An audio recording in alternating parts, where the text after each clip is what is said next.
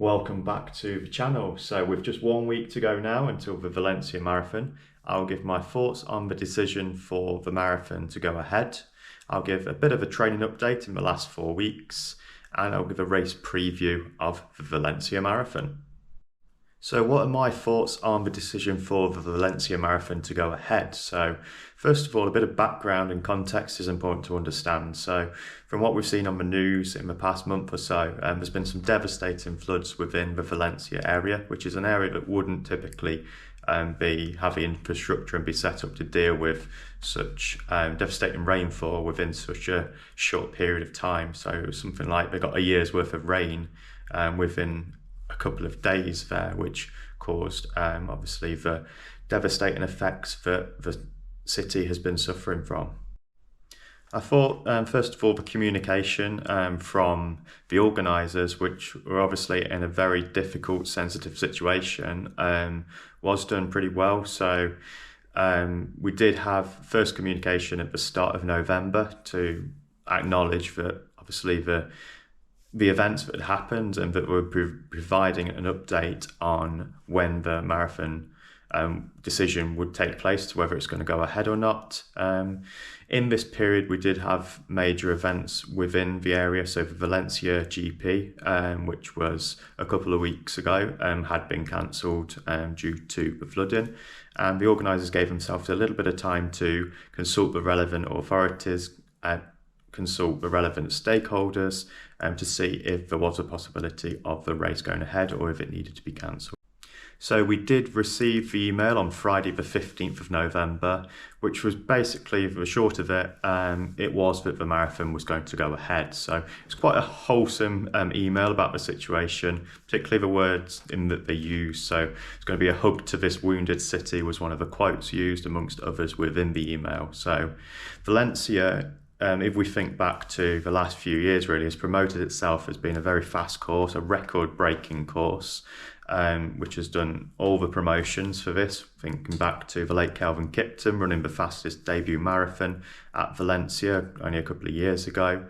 And it's typically been one with a focus on those record-breaking times and bringing people to run on a fast, flat course in some great conditions. But the focus of this marathon this year will be one of solidarity, be one with supporting the people of the city and an overcoming of those obstacles that they faced, and a celebration for the city for overcoming these obstacles and allowing this marathon and sort of life as they know it in the city to go on as normal as it can do in these times.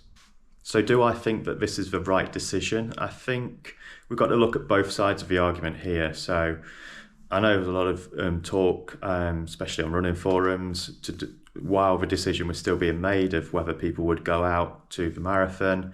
But you've got to take in both sides of this. So first of all, there's a devastating human element of what has happened, the necessity for cleaning up the situation and getting back to life as normal. And if the resources weren't there to hold the marathon, I don't think it would have gone ahead. But on the other side of the situation as well is the sort of social economic side as well. So the Valencia Marathon is a really big event for the city. It's one of the major events of the year, each year within Valencia. So to miss out on all the sort of tourism, the celebration and the event there would have had a devastating impact on all the local economy. So that was one decision to weigh up whether it's that human element, was everything ready in time, and we don't want to cancel it because of the impact that it would have on our economy. I think were probably some of the key decisions that the organisers have faced. So on the balance of it, I do think it's a right decision. It was a very difficult decision for the organisers to make, and one that I think has probably gone for the majority of people, so both locally and people coming to visit the city. It's a good decision in my opinion. And what would I have done if the marathon would have been cancelled? So I think if it would have been cancelled, I don't think I'd have been overly disappointed, as we'll get into later with how my training's been going in the last sort of 4 weeks. I don't think I'd have rushed in and booked possibly Torino Marathon or Goodwood Marathon, or maybe even try to get in Pisa Marathon, which I've done previously in sort of the middle of December, I just think I'd have called it for the year and been happy with doing a marathon in April and my recent Yorkshire Marathon about 3 or 4 weeks ago now. So that would have been my plan if the Valencia Marathon was off. And for those of you who might have been wondering why there's not been a video for the past, I think 4 weeks now. So my last video was on week 7, and this would technically be week 11 of the marathon block. So has been a bit of silence in the past few weeks, and that has been for a number of reasons. So first of all, towards the end of that week 8, when I did go away, I did end up losing my GoPro. So that was a major obstacle in the production of these vlogs. And without the camera, there's very little I can do and film the vlogs. But it has also coincided with a little bit of a dip in my training, and for a number of reasons that I'll touch on possibly later in the video. So the fact of things is that in this period of 4 weeks, when I would like to have been consistently training, I'd like to have recovered from that Yorkshire Marathon and back into training. I don't think doing the Yorkshire Marathon was possibly the right decision.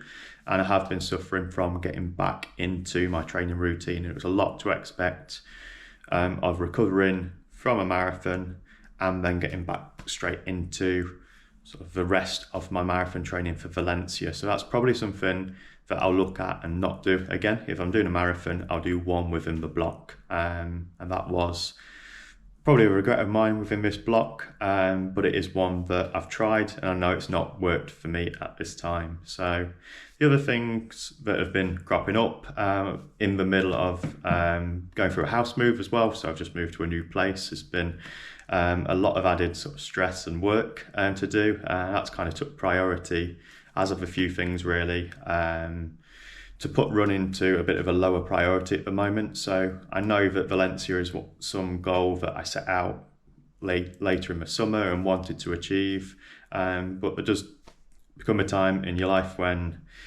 certain things do take over and running does get put to the back burner for a while. So I hadn't been getting out as consistently as I wanted to, and I have found that I've dropped a few of the sessions and found that running marathon pace, running that session pace has become pretty difficult at the moment, and lost a bit of confidence throughout the end of this block. So what I have been doing is a lot of easy running. So I've been using running as a bit of more of a mental break, more of relaxation and getting away from the stresses of everyday life. So that has typically been in the case of easy running, and I've liked to try and keep the long running when I can. So I did do a good 20-mile long run at not far off marathon pace 2 weeks ago now on Matiston Trail, and today I've done a 12-mile long run at a similar sort of pace. So I did pick up to marathon pace within a couple of miles of this run, and that, I guess those two runs have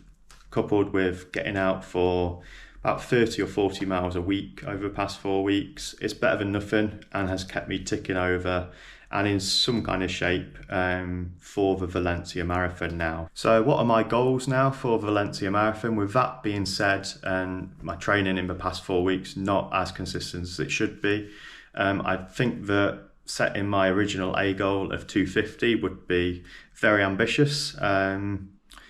There's still a week to go. I could still feel better, but I don't think I'm going to pull that kind of pace from just out of nowhere really. So I think that a sub-3 target would be, again, quite ambitious at this time, but I'll have to give myself a chance on the day. So I like to go out and try and run this pace. And to be, in all honesty, I'd be quite happy with a similar time to what I've done my 2 previous marathons in this year. So I did a 3:05 at London in April and a 3:05 at Yorkshire Marathon in October. And to come away with another 3:05, that's 3 solid marathons within 1 year. And then I can look to build on this in 2025. So I will be taking my GoPro this time to Valencia, so I'll be filming a bit of the race day coverage. Still undecided whether I'll take my GoPro on the run or not, whether I want to focus on just having a good solid run, or whether I do want to take my camera, take in some of the sights, and enjoy it a bit more than if I was shooting for sort of some specific splits and going for that sub-3 target. So we'll see. I'll take my GoPro out there and I'll give you an update of how the race day goes. We'll be going out there flying Saturday morning, so we've not got too long in Valencia. We'll only get there about lunchtime, planning on going to the expo, of course, to pick up the number, get some food Saturday night, and then I've got a start in the 250 to 3 hour wave. So I think we'll be going pretty close to the start actually. It shouldn't be too long behind the actual start. And then I do fly home late on the Sunday evening, so not long at all in Valencia. Bit of a whistle stop tour, so it'll be good to see the city and good to get this marathon done. So thanks for listening this week. Sorry about the lack of vlogs in the last few weeks, but I hope that clears things up, and I'll see you in the next video, hopefully with a shiny Valencia Marathon medal around my neck.